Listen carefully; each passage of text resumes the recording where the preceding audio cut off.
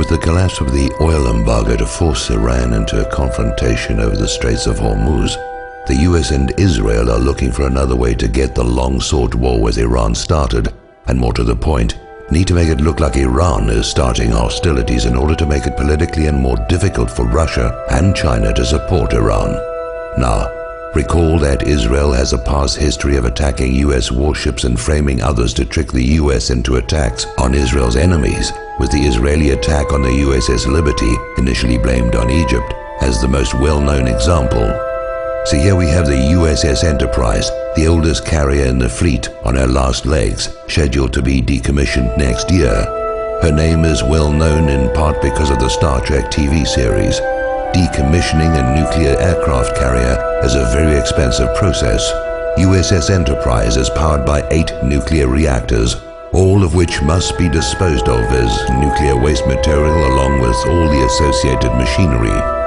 The US Navy would save a great deal of money, more than the scrap worth of the steel, if USS Enterprise were to be sunk in the Persian Gulf, where the radioactive mess is someone else's problem to deal with. So why send an ancient warship at the end of a useful life into harm's way? The same reason Franklin Roosevelt moved a bunch of obsolete warships from San Diego to Pearl Harbor, while their newer carriers and warships were well away from Hawaii on December the 7th, 1941. Israel has 3 Dolphin submarines, given to her by Germany.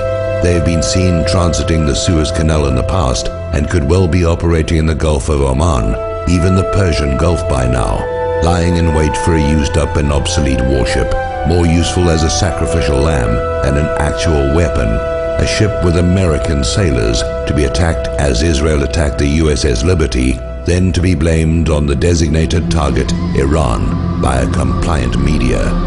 If you agree with this analysis, please post this video everywhere you see this carrier story. If we can make them doubt a false flag will be believed, maybe they'll call it off.